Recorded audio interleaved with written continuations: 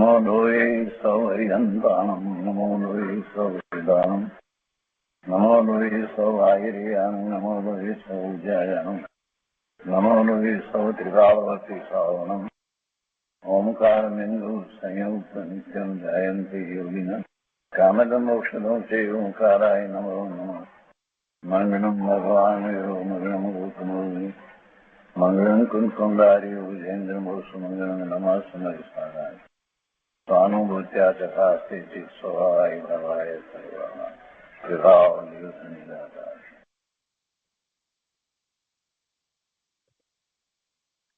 સ્વામી કાર્તિકેય અનુપ્રેક્ષા શુભચંદ્રાચાર્ય ભગવાનની ટીકા અને પંડિત જયચંદજી છાબડાના ભાષા ટીકા સહિત ભાવાર્થ અને ટીકા સહિત આપણે સ્વામી કાર્તિકેય અનુપ્રેક્ષાનો સ્વાધ્યાય કરી રહ્યા છીએ. એમાં લોક ભાવનાનું સ્વરૂપ ચાલે છે. એની ગાથા આપણે 192 સુધી સ્વાધ્યાય પૂરો કર્યો છે અને 193ની ગાથા એનો અર્થ અને ભાવાર્થ આપણે કર્યા છે અને 193ની ગાથા ઉપર પૂજ્ય ગુરુદેવ કાનજી સ્વામીએ જે વિસ્તાર કર્યો છે તે આજે લઈશું અને પછી આગળ સ્વાધ્યાય કરીશું. તો સહેજ પુનરાવર્તન કરીએ. 193ની ગાથામાં બહિરાત્માના સ્વરૂપની વાત કરવામાં આવી અને એના અર્થમાં એમ કહ્યું કે જે જીવ મિથ્યાત્વ કર્મના ઉદય રૂપે પરિણમ્યો હોય, તીવ્ર કષાય અનંતાનુબંધીથી સુષ્ઠુ એટલે અતિશય યુક્ત હોય અને એ નિમિત્તથી જીવને તથા દેહને એક માનતો હોય તે જીવને બહિરાત્મા કહીએ છીએ. પૂજ્ય ગુરુદેવે એનો જે વિસ્તાર કર્યો છે તે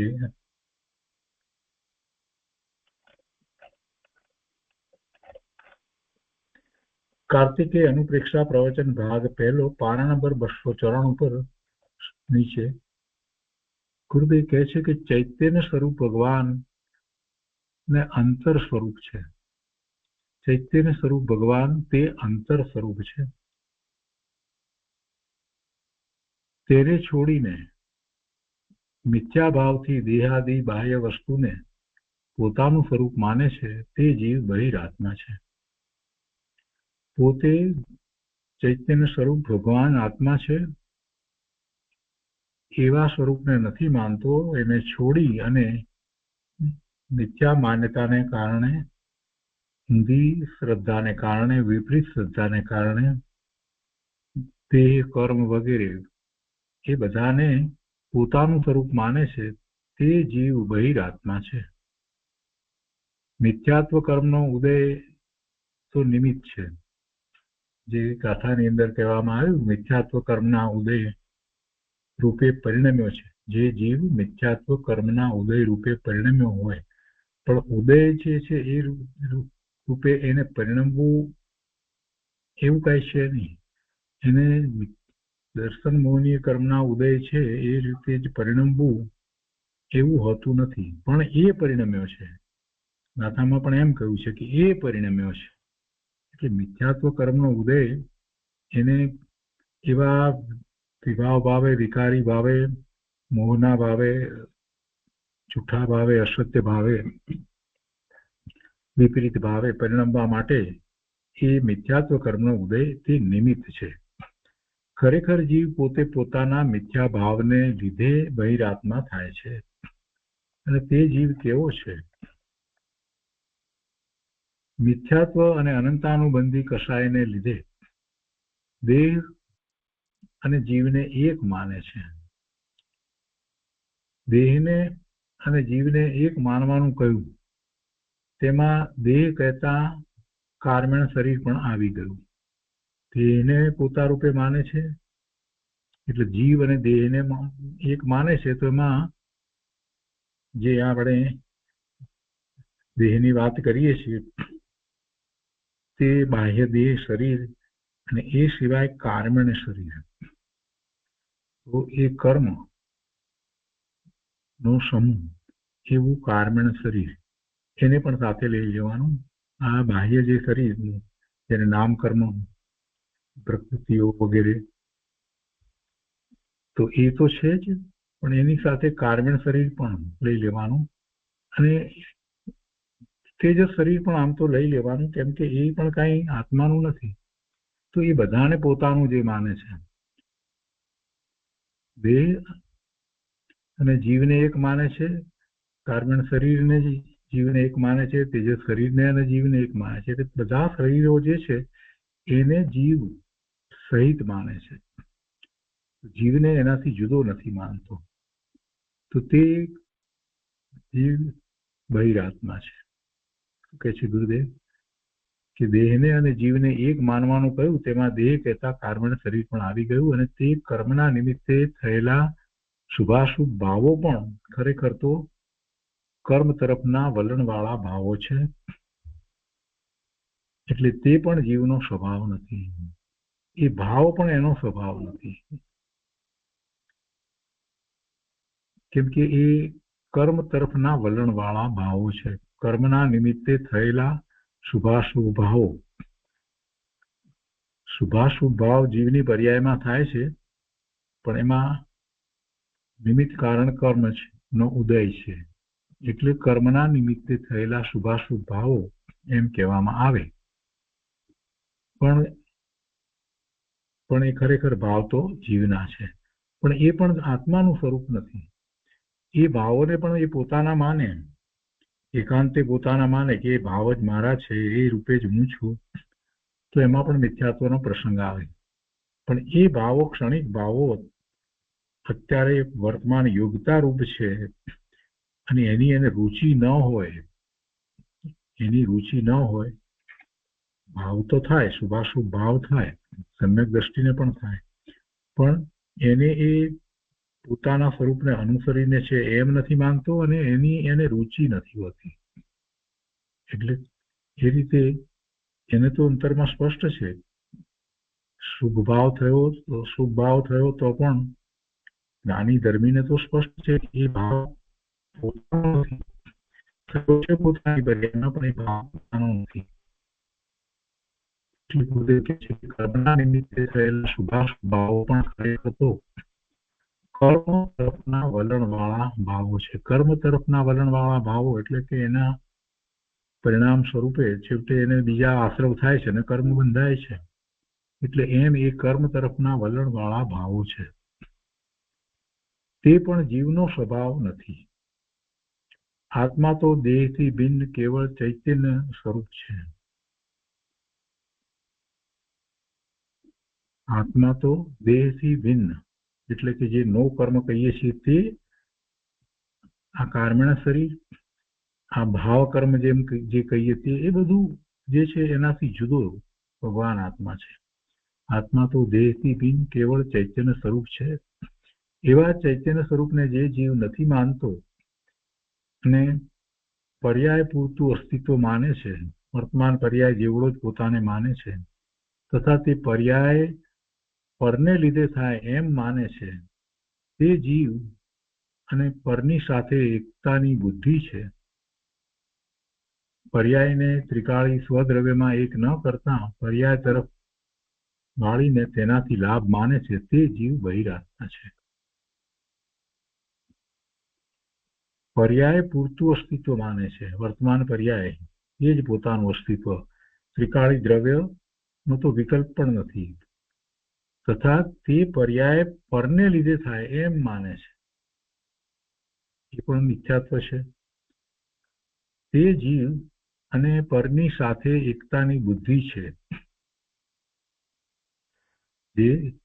તે પર્યાય પરને લીધે થાય એમ માને છે, તે જીવ ને એવા જીવને પરની સાથે એકતાની બુદ્ધિ છે.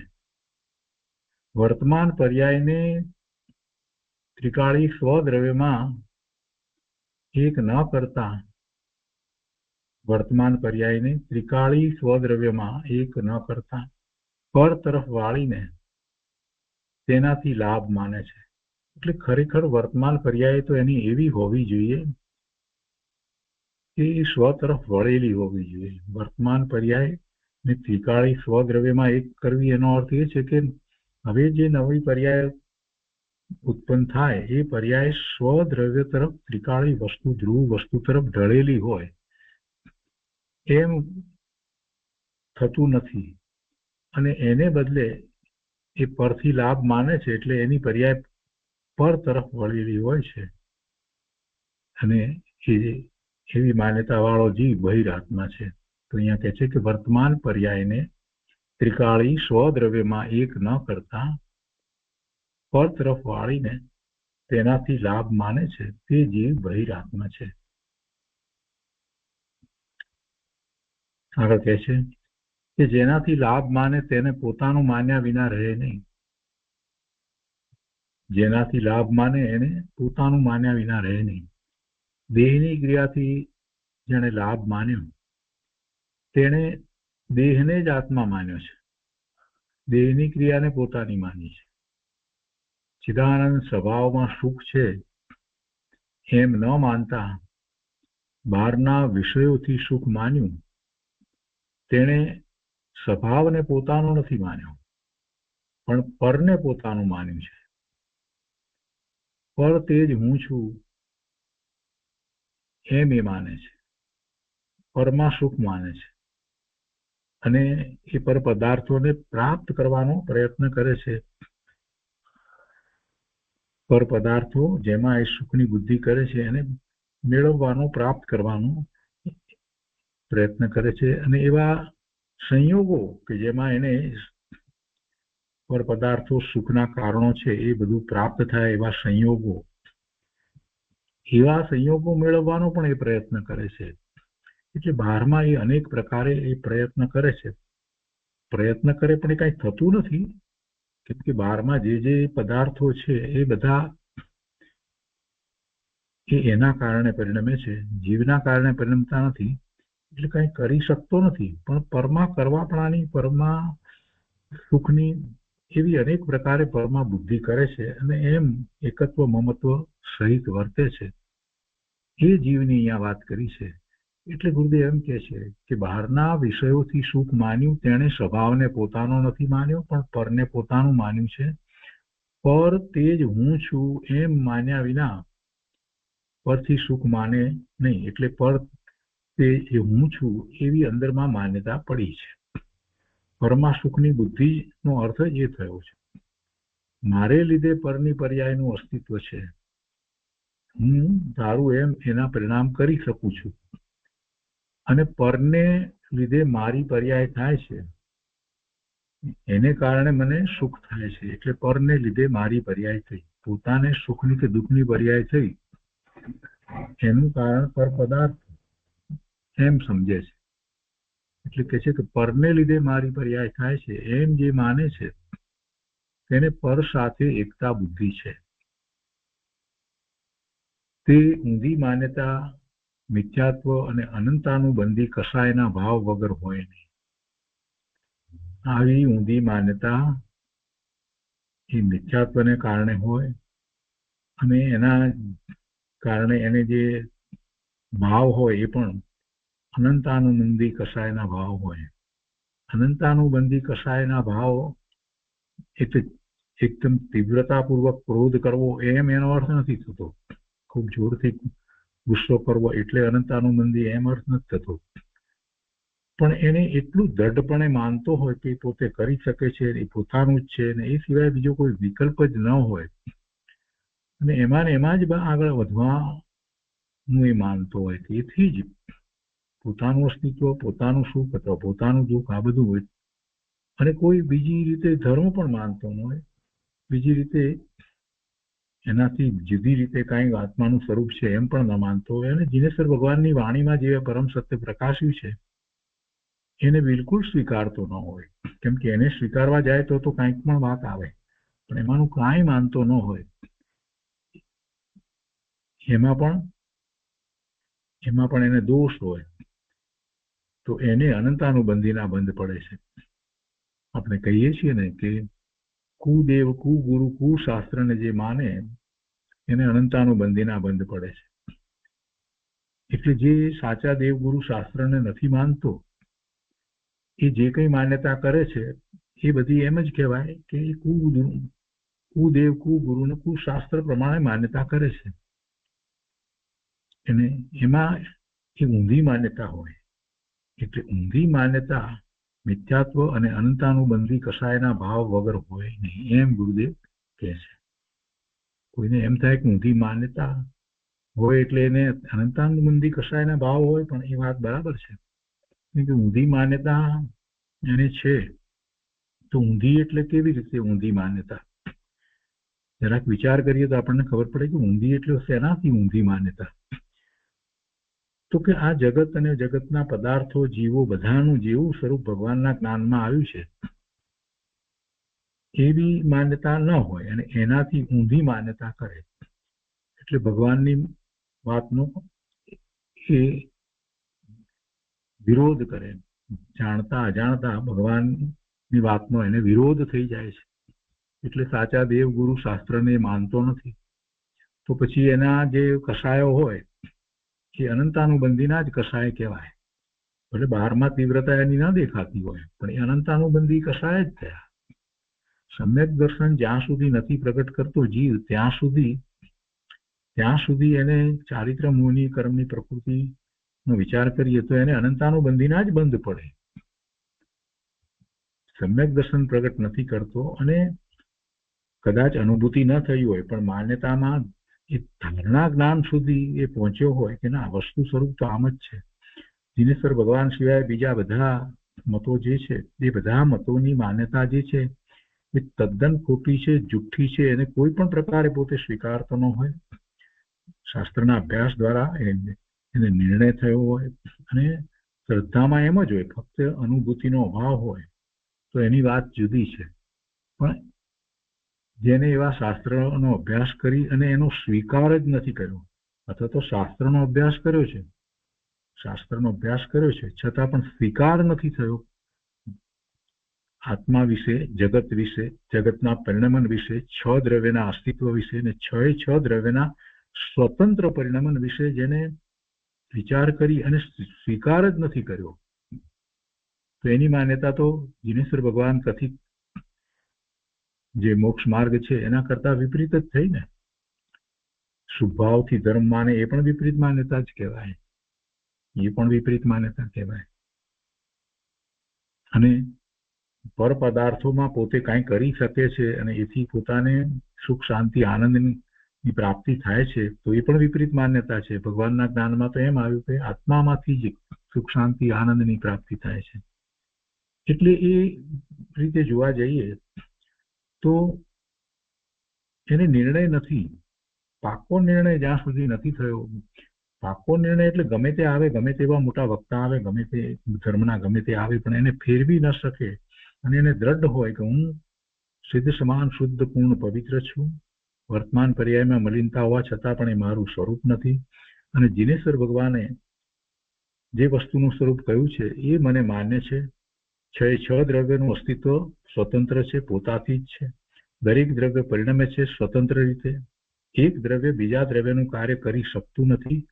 કોઈ દ્રવ્યના પરિણામ હું કરી શકતો નથી, કરાવી શકતો નથી.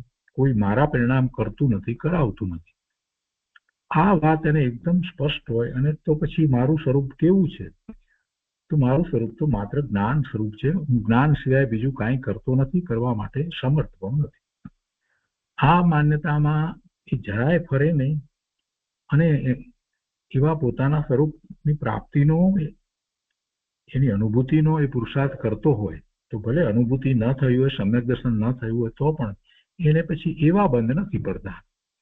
પણ એ સિવાય બીજા બધાને ભગવાનની વાત કરતા એ જુદી રીતે માન્યતા કરે છે. એટલે એનો અર્થ એ જ થયો કે સાચા દેવને માનતો નથી, સર્વજ્ઞ પરમાત્માને એ માનતો નથી.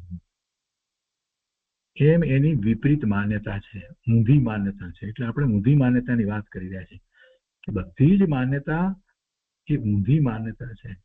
ઊંધી માન્યતા છે એટલે જ એવા વિકલ્પો અને એ પ્રમાણે કાર્ય થઈ રહ્યું છે. જો એ ઊંધી માન્યતાને છોડવામાં આવી હોય તો પરનું કરતાપણું હોય જ નહીં. જીનેશ્વર કથિત માર્ગમાં જે રીતે વસ્તુ સ્વરૂપ જે છે એનો પૂર્ણપણે સ્વીકાર થઈ જાય. એટલે ઊંધી માન્યતા જે છે એટલે ભગવાનથી ઊંધી વાત, ભગવાનની વાતને આપણે માનતા નથી. એટલે બીજી રીતે કહીએ તો જીનેશ્વર ભગવાનનો આપણે એમની વાતનો આપણે અનાદર કરી રહ્યા છીએ અને એ જ અનંતાનુબંધીનું કારણ છે. જીનેશ્વર કથિત મોક્ષ માર્ગનો અનાદર કરવો, એમની વાતને ન માનવી, એ જ અનંતાનુબંધીનું કારણ છે. અને એ વાત અહીંયા ગુરુદેવે એક વાક્યમાં કહી દીધી કે છે કે તે ઊંધી માન્યતા મિથ્યાત્વ અને અનંતાનુબંધી કસાયના ભાવ વગર હોય. એટલે એને અનંતાનુબંધી કસાય જ હોય. એના ભાવ જે છે ક્રોધ માન માયાના ભાવ ભલે બહાર દેખાતા ન હોય, પણ એ કસાય છે. અને એ કસાય કેવા હોય? એ કસાય અનંતાનુબંધીનો બંધ કરવા વાળા હોય. અહીંયા આગળ કહે છે કે જેને સ્વ પરનું ભેદ જ્ઞાન નથી, તે જીવ દેહ આદિથી માંડીને સમસ્ત પરદ્રવ્યોમાં અહંકાર મમકાર કરે છે, તે બહિરાત્મા છે. કહે છે જેને સ્વ પરનું ભેદ જ્ઞાન નથી, તે જીવ દેહ આદિથી માંડીને સમસ્ત પરદ્રવ્યોમાં અહંકાર મમકાર કરે છે, તે બહિરાત્મા છે. શ્રીખંડ અને કેરીમાં સુખ છે એમ જે માને છે, એટલે પર પદાર્થમાં સુખ છે એમ જે માને છે, તે બહિરાત્મા છે. કેરી મીઠી છે એમ જાણ્યું. ગુરુદેવ એ વાતને સમજાવે છે. કેરી મીઠી છે એમ જાણ્યું, પણ ત્યાં આમાં મારું સુખ છે એ વાત ક્યાંથી લાવે? મીઠી છે તો બરાબર છે, એ તો જ્ઞાન છે. પર પદાર્થો નું જ્ઞાન છે, એ અનુભવ નથી. ઘણાના મનમાં એમ છે કે આ સ્વાદનો અનુભવ કહેવાય. સ્વાદનો અનુભવ નથી કહેવાતો. સાંભળીએ છીએ એને પણ કેટલાક લોકો એમ માને કે આપણે સંગીતને માણીએ છીએ અનુભવ કહેવાય. એ પણ અનુભવ નથી. સ્પર્શનું જ્ઞાન થાય છે તો એને પણ કેટલાક માને છે કે એ ઠંડો ગરમ વગેરે, અથવા તો લીસો કે ખરબચડો, આ જે બધા છે સ્પર્શ છે તે અનુભવ છે, તો કે એ પણ અનુભવ નથી. પર પદાર્થોનો અનુભવ આત્મા કરી શકતો નથી. એ અનુભવ નથી, માત્ર એના સંબંધીનું જ્ઞાન છે કે આ વસ્તુ લીસી છે કે ખરબચડી છે, આ ગરમ છે કે ઠંડી છે, આ ખાટી છે કે મીઠી છે. એટલે એ બધું એના સંબંધીનું જ્ઞાન છે. એના જ્ઞાનની પર્યાયમાં એને ખ્યાલમાં આવે છે. એ કઈ અનુભવ નથી. અનુભવ તો પોતાનો જ થાય. આત્મા ચૈતન્ય સ્વરૂપ છે, અને એ અનુભવે તો કોને અનુભવે? જેમાં એ વ્યાપે, જેમાં એ પહોંચે એને અનુભવે. પર પદાર્થમાં આત્મા પહોંચતો નથી, વ્યાપતો નથી, તો એનો અનુભવ એને થાય નહીં. અનુભવ થાય તો માત્ર આત્માનો પોતાનો જ અનુભવ થાય. એ સિવાય અન્યનો અનુભવ થઈ શકતો જ નથી. સૌથી આ મૂળભૂત વાત છે. બધી વસ્તુમાં આનો અનુભવ કર્યો એમ બોલે છે, પણ એને આટલા બધા શાસ્ત્રના અભ્યાસ પછી પણ એ ભાન નથી કે પર પદાર્થમાં એ વ્યાપતો નથી, પહોંચતો નથી, તો એનો અનુભવ થતો નથી. માત્ર એના સંબંધીનું એ જ્ઞાન છે, અને એ એના જ્ઞાનની પર્યાય છે. એમાં ઇન્દ્રિય જે છે એ નિમિત્ત કારણ હોય, એટલે ઇન્દ્રિય દ્વારા જ્ઞાન કરે છે એમ પણ નથી. તો કેરી મીઠી છે તો એમાં સ્વાદ ઇન્દ્રિય દ્વારા એ જ્ઞાન થયું. ગુરુદેવ કે છે તો જ્ઞાન થયું કે કેરી મીઠી છે કે ખાટી છે, જેવી છે તેવી છે. પણ કે છે એમાં મારું સુખ છે એ વાત ક્યાંથી લાવે? મીઠી છે પણ એમાં મારું સુખ છે એ વાત ક્યાંથી લાવે? તો કે એ કલ્પિત છે. એણે એવી કલ્પના કરી છે કે એમાં મારું સુખ છે. એની એ કલ્પના છે. દરેક વ્યક્તિને કેરી એક સરખી ગમે છે, ભાવે છે એવું નથી. કેટલાય લોકોને કેરીનો સ્વાદ નથી ભાવતો, નથી ખાતા. જો એમાં સુખ હોય તો બધાને એ ખાતા સરખું સુખ થવું જોઈએ, એટલે એમ પણ નથી. એટલે જેને સુખ લાગે છે એને એમાં સુખની કલ્પના કરી છે. ગુરુદેવ કહે છે કે આમાં મારું સુખ છે એ વાત ક્યાંથી લાવ્યો? કેરી મીઠી છે એમ જાણ્યું, એ તો જ્ઞાનની પર્યાય છે. તો તેમાં મારું સુખ છે એ વાત ક્યાંથી લાવ્યો? એ એની મિથ્યા દ્રષ્ટિની કલ્પના છે. એ મિથ્યા દ્રષ્ટિ છે, એને એવી કલ્પના છે કે એમાં મારું સુખ છે અથવા તો મારું દુઃખ છે. કોઈ ખટાશવાળી વસ્તુ છે તેમાં કોઈને સુખ લાગે, કોઈને દુઃખ લાગે, પણ વાસ્તવમાં એ તો એના સંબંધીનું જ્ઞાન છે. અને એમાં એ મિથ્યા કલ્પના કરે છે, અને એ મિથ્યા કલ્પના કરનારો એ મિથ્યા દ્રષ્ટિ છે, ઊંધી દ્રષ્ટિ છે. મિથ્યાત્વ અને અનંતાનુબંધી કષાયનો ઉદય તે નિમિત્ત છે. એટલે કર્મની પ્રકૃતિનો વિચાર કરીએ તો મિથ્યાત્વ અને અનંતાનુબંધી કષાયનો ઉદય તે નિમિત્ત છે. એટલે કે કર્મની પ્રકૃતિ દર્શન મોહનીય કર્મની અને ચારિત્ર મોહનીય કર્મની પહેલી ચોકડી ક્રોધ માન માયા લોભ અનંતાનુબંધીના એનો ઉદય એ નિમિત્ત છે. એ કર્મનો ઉદય જીવને મિથ્યા દ્રષ્ટિ કરે છે એમ નથી. મિથ્યાત્વ અને અનંતાનુબંધી કષાયનો ઉદય તે નિમિત્ત છે, અને જીવની પોતાની ઊંધી યોગ્યતાથી મિથ્યાત્વ અને અનંતાનુબંધી કષાયના ભાવ થાય છે. તે નૈમિતિક છે. નૈમિતિક એટલે શું? જે પરિણામ થયું એને નૈમિતિક કહેવાય. નૈમિતિક શું કરા કહેવું પડે કોઈ પરિણામને? પરિણામ તો થાય છે તો એને નૈમિતિક શું કરા કહેવાની જરૂર પડી? તો કે જ્યારે એ વખતે કોઈક બીજું નિમિત્ત છે તો આ પરિણામને નૈમિતિક કહેવાય. તો એ દ્વારા આપણને ખ્યાલ આવે કે એ વખતે કંઈક નિમિત્ત છે. તો નિમિત્ત હોય એ હંમેશા બીજું દ્રવ્ય હોય, એ અનુકૂળ હોય, એની ઉપર એનો આરોપ આપવામાં આવે એટલે એને નિમિત્ત કહેવાય. તો નિમિત્ત સહિત જે પરિણામ થયા છે તો એ પરિણામને નૈમિતિક કહેવાય. એમાં ઉપાદાન કારણ જે છે એવું જ એ નૈમિતિક હોય. નૈમિતિક એટલે પરિણામ. જે ઉપાદાન કારણ જે છે એવું જ એ પરિણામ હોય. ઉપાદાન કારણના ગુણ પરિણામમાં વ્યાપે. ઉપાદાન કારણ માટી છે તો માટીના ગુણ ઘડામાં વ્યાપે. ઘડો એ એની પર્યાય થઈ, નવી પર્યાય થઈ, માટીની પિંડરૂપ પર્યાયમાંથી ઘડાની પર્યાય થઈ. તો એ પર્યાયને નૈમિતિક કહેવાય. કેમ કે એ વખતે ઘડાની પર્યાય બની, ઘડા રૂપે પર્યાય માટીની પર્યાય થઈ, તે વખતે કુંભાર હતો તો એને નિમિત્ત કહેવામાં આવે. તો એ નિમિત્ત છે ત્યારે પર્યાય ઘડા રૂપે જે થઈ છે એને નૈમિતિક કહેવામાં આવે. અને એ નૈમિતિક એ પર્યાય છે, એ પરિણામ છે, માટીના પરિણામ છે. ને એમાં માટીના ગુણો વ્યાપે પણ કુંભારના ગુણ વ્યાપે નહીં, માટીના ગુણો વ્યાપે. ગુરુદેવ અહીંયા કહે છે કે મિથ્યાત્વ અને અનંતાનુબંધી કષાયનો ઉદય તે નિમિત્ત છે. એ કર્મની પ્રકૃતિનો ઉદય તે નિમિત્ત છે. અને એ નિમિત્ત છે એવું ખબર ક્યારે પડે? કે પેલી પર્યાય થાય, પરિણામ થાય, નૈમિતિક થાય ત્યારે ખબર પડે. એટલે જીવને એને પોતાની ઊંધી યોગ્યતાથી મિથ્યાત્વ અને અનંતાનુબંધી કષાયના ભાવ થાય છે. મિથ્યાત્વના ભાવ અને અનંતાનુબંધી કષાયના ભાવ જે થાય છે એ ભાવ એ નૈમિતિક છે. એ જીવની પર્યાયમાં થયા એ પરિણામ છે. અને એ વખતે નિમિત્ત તરીકે કર્મની પ્રકૃતિના ઉદય છે. હવે ગુરુદેવ કહે છે કે નિમિત્ત અને નૈમિતિકનો કાળ ભેદ નથી, એ જ વખતે છે, પણ ભાવ ભેદ છે.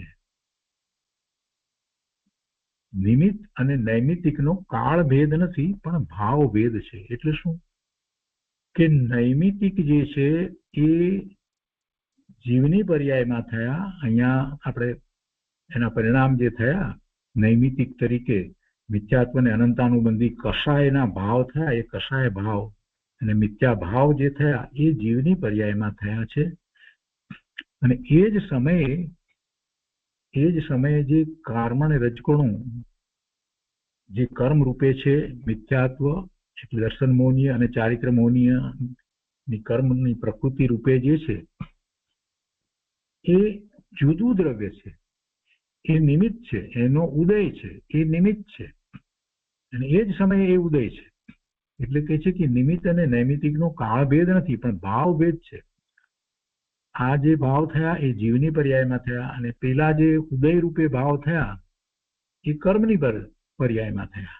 એ કર્મ અને રજકણો જે કર્મ રૂપે રહ્યા છે, દર્શન મોહનીય અને ચારિત્ર મોહનીય કર્મની પ્રકૃતિ રૂપે રહ્યા છે, એના ભાવ એ તો જળના ભાવ છે, એ જળના ભાવ છે.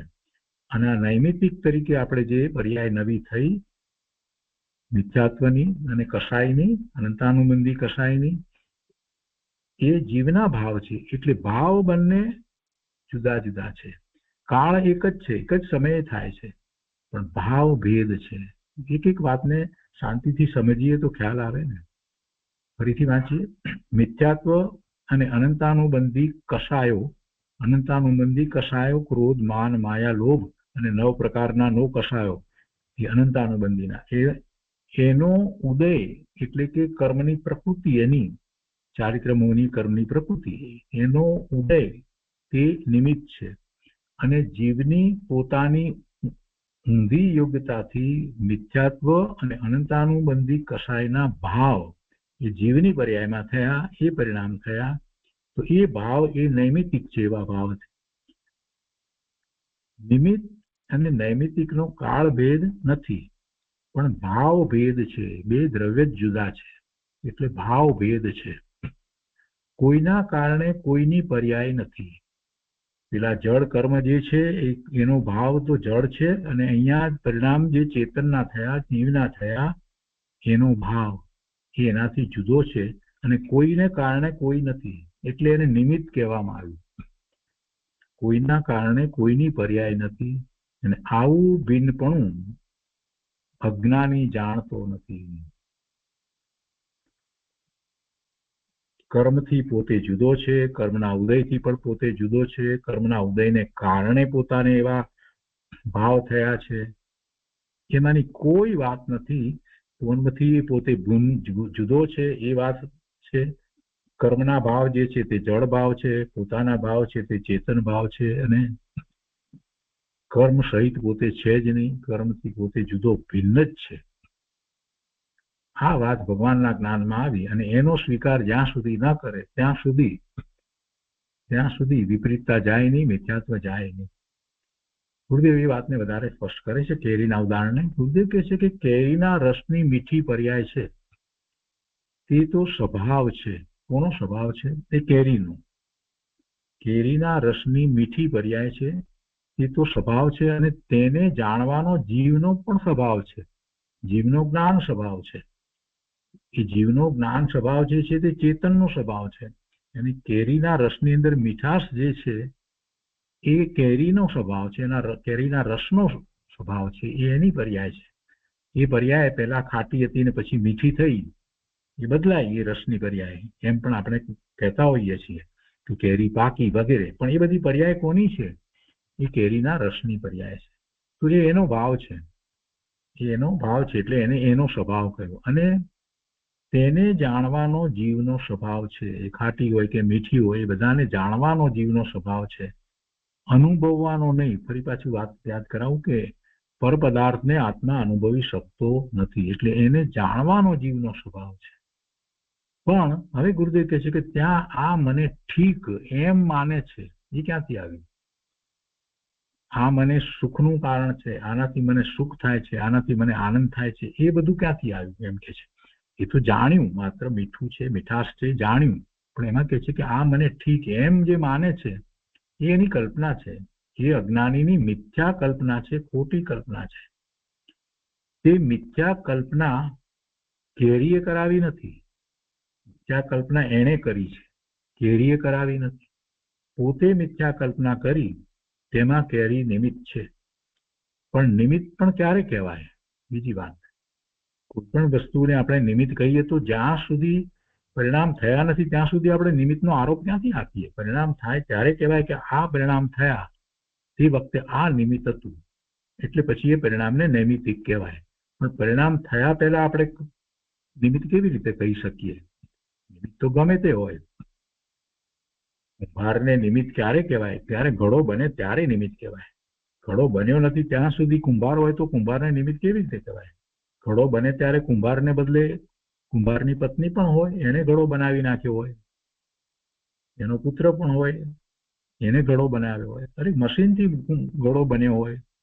એટલે ઘડો બને માટીમાંથી, તો એમાં નિમિત્ત શું હતું? કોઈ પણ નિમિત્ત હોય, પણ એ ઉચિત નિમિત્ત હોય. પણ એમાં નિમિત્ત શું હતું?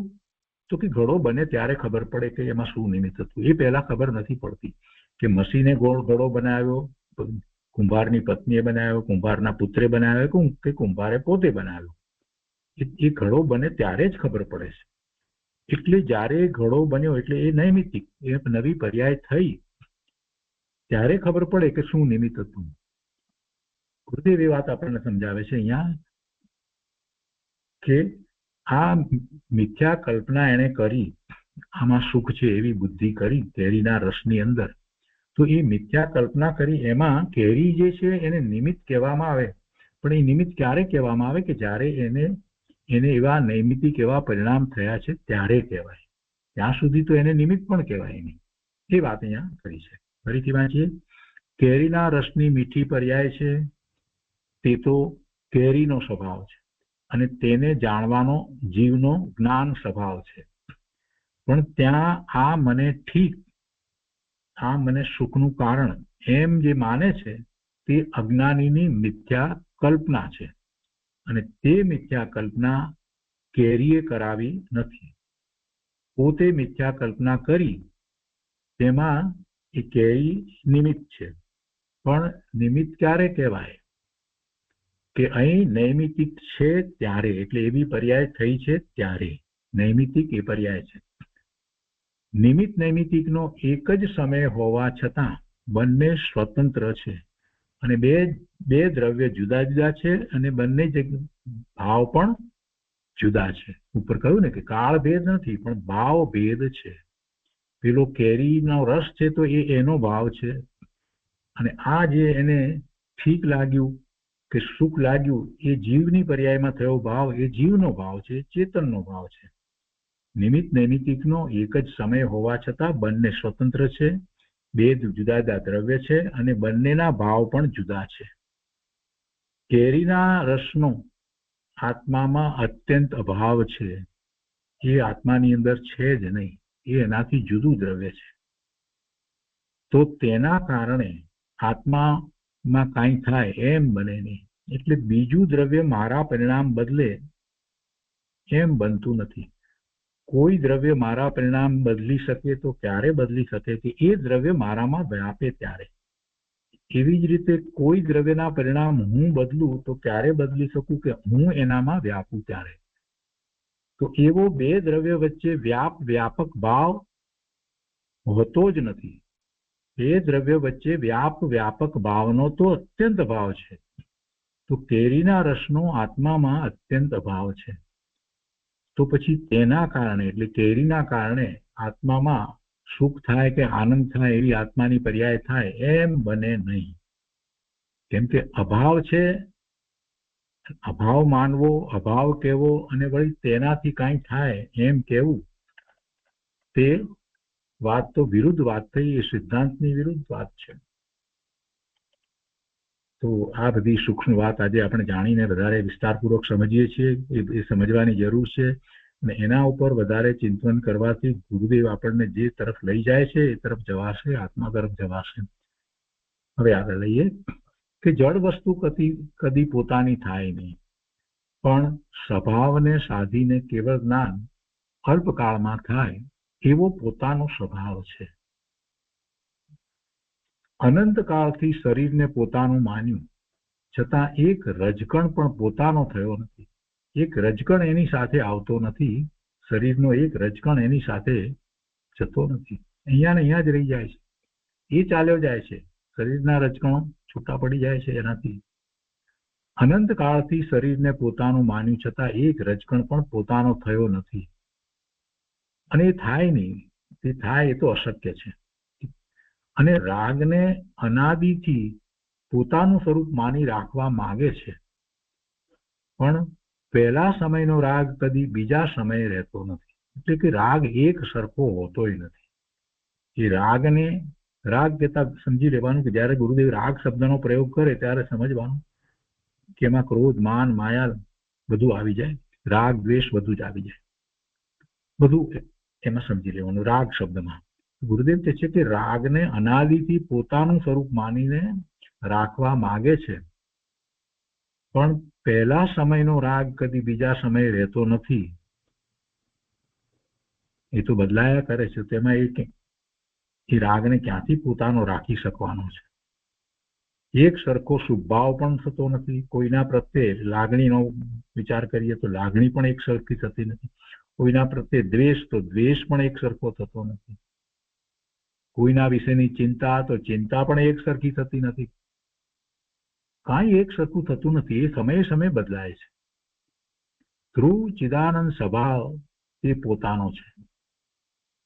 તેનો વિશ્વાસ કરે કે જે બદલાતું નથી, જે ધ્રુવ છે વસ્તુ, એવી ને એવી જ રહે છે. ધ્રુવ ચિદાનંદ સ્વભાવ તે પોતાનો છે. તેનો વિશ્વાસ કરે તો નિર્મળ દશા પ્રગટી અને સાદી અનંત કાળ સુધી એમ ને એમ ટકી રહે. સાદી એટલે જેની શરૂઆત થાય છે તે, એની આદિ છે તે, અને પછી અનંત કાળ સુધી એમ ને એમ ટકી રહે. માટે ખરેખર તે જ સુલભ છે. તે જ કરવા જેવું છે. એ જ સહેલું છે, સુલભ છે. પણ સ્વભાવની રુચિથી કદી અભ્યાસ કર્યો નથી, તેથી કઠણ લાગે છે. અંદર વસ્તુ સ્વરૂપનો નિર્ણય કરવો જોઈએ. વસ્તુ સ્વરૂપનો નિર્ણય કરે અને સ્વભાવની રુચિ કરે અને સ્વભાવની અનુભૂતિ થાય તો એને સુખ, શાંતિ, આનંદનો અનુભવ થાય. અને પછી જે પરિણામ થાય છે તે એવા ને એવા જ થયા કરે છે. અને પછી છેવટે સ્વરૂપમાં સ્થિર થાય છે તો એક સરખા પરિણામ અનંત કાળ સુધી થયા કરે છે, પરની અપેક્ષા વિના. અહીંયા આગળ કહે છે કે અજ્ઞાનીઓ કહે છે કે માટીમાંથી ઘડો એની મેળે થઈ જતો નથી, કુંભાર કરે તો થાય છે. અજ્ઞાની આવી દલીલ કરે છે, માટી કે અહીંયા પડી છે તો ક્યાં ઘડો થઈ જાય છે? કુંભાર કરે તો થાય છે ને. એમને એમ ઘડો થઈ જાય છે? જેને કાંઈ પણ અભ્યાસ નથી, જેને સૂક્ષ્મતાથી વસ્તુ સ્વરૂપને જાણ્યું જ નથી, એ તો બિચારો એમ જ દલીલ કરવાનો છે. એને ક્યાં ખબર છે કે માટી શું છે, આત્મા શું છે, પિંડ શું છે, ને ઘડો શું છે? એ બધાનું એને તો ભાન જ્ઞાન નથી. એટલે એ અજ્ઞાની તો એમ જ દલીલ કરવાનો છે. ભલે 12માં મોટો બુદ્ધિશાળી હોય, મોટો પીએચડી થયો હોય, પણ એ અજ્ઞાની છે. એને ભાન નથી. એને 6 દ્રવ્યનું ભાન નથી. 6 દ્રવ્યના સ્વતંત્ર અસ્તિત્વનો સ્વીકાર નથી. એ પછી શું વાત કરવાનો? એમ જ કહેવાનો છે ને કે આ માટી પડી છે, લો ઘડો ક્યાં થાય છે? એવી જ વાત કરવાનો છે. એટલે અજ્ઞાનીઓ કહે છે કે માટીમાંથી ઘડો એની મેળે થઈ જતો નથી, કુંભાર કરે તો થાય છે. પણ ભાઈ, ગુરુદેવ કહે છે કે વિચાર તો કર કે કુંભારની હાજરી વખતે પણ ઘડાનો ઉત્પાદ થાય છે, તે માટીમાંથી થાય છે કે કુંભારમાંથી? ઘડો બન્યો એ માટીમાંથી બન્યો કે કુંભારમાંથી બન્યો? અને એ ઘડામાં ગુણ કોના છે? માટીના છે કે કુંભારના છે? કુંભારની હાજરી વખતે પણ ઘડાનો ઉત્પાદ થાય છે, તે માટીમાંથી થાય છે કે કુંભારથી? અને માટીના પરમાણુઓમાં સમયે સમયે ઉત્પાદ થઈ રહ્યો છે, એટલે એની પર્યાય બદલાય છે. કેટલી બધી પર્યાય બદલાય છે. એક સમયનો વિચાર કરીએ તો એ માટીનો પિંડ છે, એ પિંડની પર્યાયો કેટલી બધી બદલાય. અસંખ્ય પર્યાય બદલાય ત્યારે સામાન્ય ગોળ ઘાટ થાય. બીજી અસંખ્ય પર્યાય બદલાય ત્યારે એમાં જરાક સહેજ અંદર વચ્ચે કાણું જરા થાય, જગ્યા થાય, પછી વધારે, એમ કરતા કરતા કેટલી બધી બદલાય. એટલી બધી પર્યાય બદલાય ત્યારે છેવટે એ માટી ઘડાનો આકાર થાય છે. તો એ કોની પર્યાય છે? એ સ્કંદની પર્યાય છે. પરમાણુઓ એકઠા થયા છે અને એ સ્કંદ રૂપે પરિણમી રહ્યા છે. એ સ્કંદની પર્યાય છે. એ માટીના પરમાણુનો જે સ્કંદ છે એની પર્યાય સમયે સમયે બદલાઈ અને એવો ઉત્પાદ થયો છે. તો ઉત્પાદ થાય છે એ પણ કેટલો? કે માટીના પરમાણુઓમાં સમયે સમયે ઉત્પાદ થઈ રહ્યો છે. એ સમયે સમયે પર્યાય બદલાઈ રહી છે. અને કુંભાર એમાં નિમિત્ત છે. પણ કઈ પર્યાયનું નિમિત્ત? કુંભાર નિમિત્ત છે, પણ કઈ પર્યાયનું નિમિત્ત? જે પર્યાય થઈ છે તેનું નિમિત્ત છે કે જે પર્યાય થઈ નથી તેનું નિમિત્ત છે? જે પર્યાય થઈ એનું નિમિત્ત કહેવાય કે જે પર્યાય થઈ જ નથી એનું નિમિત્ત? જે પર્યાય થઈ તેનું નિમિત્ત છે. તો તેમાં કુંભારે શું કર્યું? એ તો નિમિત્ત છે. પર્યાય તો આની થઈ. પર્યાય પરિણમન જે થયું એ તો માટીનું થયું છે. તેમાં કુંભારે શું કર્યું? માટીના પરમાણુઓ દ્રવ્ય છે, એટલે કે એ દ્રવ્ય છે. અને દ્રવ્ય છે તો માટે દ્રવ્ય છે, એટલે કે એના પરિણામ બદલાય છે. એ દ્રવ્ય છે કે નહીં, પહેલા તો એ નિર્ણય કરાવે છે. ગુરુદેવ કહે છે કે માટીના પરમાણુ દ્રવ્ય છે કે અદ્રવ્ય છે? દ્રવ્ય છે. તો તો દ્રવ્ય છે તો પછી એ દ્રવ્ય પોતાની પર્યાયમાં દ્રવ્ય જે છે તો એ દ્રવ્ય પોતાની પર્યાયમાં દ્રવ્યું છે કે નહીં? કેમ કે એમાં દ્રવ્યત્વ નામનો ગુણ છે અને પરિણમન થઈ રહ્યું છે તો દ્રવ્યું છે. એમાં કોણ દ્રવ્યું છે? માટીની પર્યાય ઘડા રૂપે પર્યાય છે, એમાં કોણ દ્રવ્યું? માટી દ્રવી છે કે કુંભાર દ્રવ્યો છે? કુંભાર તો જુદું દ્રવ્ય છે, એ ક્યાં એમાં દ્રવ્યો છે? દ્રવ્ય હોય તે સમયે સમયે પોતાની પર્યાયને દ્રવ્ય છે, કેમ કે દરેક દ્રવ્યમાં દ્રવ્યત્વ નામનો ગુણ છે, એટલે એનું પરિણમન થાય છે, એને આપણે દ્રવે છે એમ કહીએ છીએ. દરેક દ્રવ્ય દ્રવે છે અને એટલા માટે એને દ્રવ્ય કહેવામાં આવે છે, એમાં દ્રવ્યત્વ નામનો ગુણ છે. તો દ્રવ્ય હોય તે સમયે સમયે પોતાની પર્યાયને દ્રવે છે. દ્રવે એટલે શું કરે છે? પોતાની પર્યાયને દ્રવે છે. ઘડાની પર્યાયપણે પરમાણુ, માટીના પરમાણુઓ દ્રવ્યા છે. કુંભાર તેમાં દ્રવ્યો નથી. કુંભાર નિમિત્ત ભલે હો, પણ તે કુંભારના હાથનો માટીની પર્યાયમાં અભાવ છે. કુંભારના આત્માનો પણ માટીની પર્યાયમાં અભાવ છે અને કુંભારના હાથનો પણ. અને ખરેખર તો કુંભારના હાથે કુંભારના આત્માના જીવના તો ક્યાં છે? બધું જુદું છે. એમાં માટીમાં તો એ બધાનો અભાવ છે. તેણે માટીમાં કાંઈ પણ કર્યું નથી. ભિન્ન ભિન્ન વસ્તુ સ્વરૂપના ભાન વિના અનંતવાર દ્રવ્યલિંગી સાધુ થયો. હવે ગુરુદેવ એના ઉપરથી સિદ્ધાંતની વાતને સમજાવે છે અને અધ્યાત્મની વાતને સમજાવે છે કે આ રીતે જગતનું સ્વરૂપ, જગતમાં દ્રવ્યો ભિન્ન ભિન્ન છે, દરેકનું પોતાનું ભવન થઈ રહ્યું છે, પરિણમન થઈ રહ્યું છે. પ્રગટ પરિણમન જે છે એને આપણે દ્રવવું કહીએ છીએ, દ્રવે છે એમ કહીએ છીએ. એ બદલાય છે. તો જુદા જુદા દ્રવ્યોનું જુદું જુદું પોતપોતાનું પરિણમન સતત થઈ જ રહ્યું છે. એમાં બીજો શું કરે? બીજો કોઈ કાંઈ કરી શકતો નથી, પહોંચી શકતો જ નથી. ભિન્ન ભિન્ન વસ્તુ દ્રવે છે. ભિન્ન ભિન્ન વસ્તુના સ્વરૂપનું જેને ભાન નથી, એને એ ખબર નથી કે શું થાય છે. પણ ખરેખર ભિન્ન ભિન્ન વસ્તુ છે. દરેક વસ્તુનું અસ્તિત્વ ટકી રહે છે અને એ દ્રવે છે. વસ્તુમાં ફેરફાર થઈ જાય છે એમ નથી, એની પર્યાય બદલે છે. એ દ્રવે છે તે પર્યાય કહેવાય છે, એ પરિણામ છે. વસ્તુ વસ્તુપણે ત્રિકાળ ધ્રુવપણે રહે છે અને દ્રવે છે એટલે પરિણમે છે. એવા વસ્તુ સ્વરૂપનું જેને ભાન નથી, એ પછી ધર્મના નામે ગમે તે દીક્ષા લઈ લે, ગમે તે કરે, પણ એથી શું લાભ? એ વાત ગુરુદેવ સમજાવે છે કે ભિન્ન ભિન્ન વસ્તુ સ્વરૂપના ભાન વિના અનંતવાર દ્રવ્યલિંગી સાધુ થયો. કેવડી પ્રભુની ધર્મ સભામાં ગયો, સમુસરણમાં પણ ગયો, છતાં કલ્યાણ ન થયું. કેમ કે એને ભગવાનના જ્ઞાનમાં જે રીતે છ દ્રવ્યનું સ્વરૂપ જે આવ્યું છે, એના અસ્તિત્વ, એના પરિણમનનું જે રીતે આવ્યું છે, એવું એને માન્યું જ નહીં, સ્વીકાર્યું જ નહીં. એટલે કલ્યાણ ન થયું. અને એવું સ્વીકાર્યું તો પછી એ પ્રમાણે સ્વીકાર કર્યા પછીથી પોતાના પરિણમનમાં એવો ફેરફાર થઈ જવો જોઈતો, તો એવું નથી થયું. માત્ર વાતમાં જ રહી ગયો.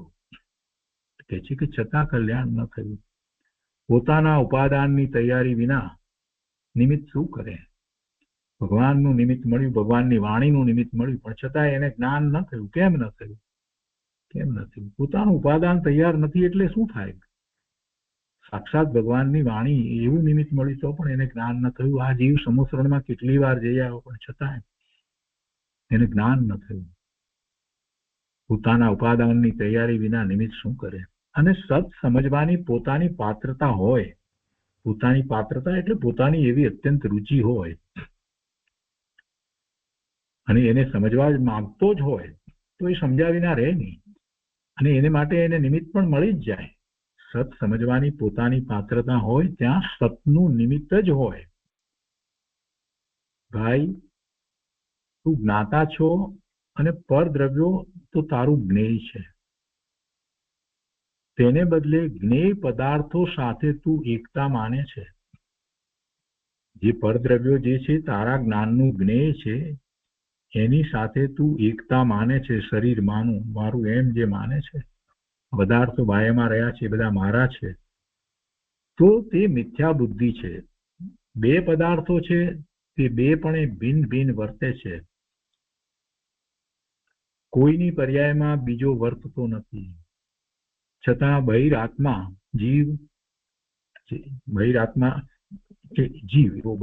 જીવ પર પદાર્થો સાથે એકતા માનીને તેનાથી પોતાને લાભ નુકસાન માને છે. આ બહિરાત્માપણું છે.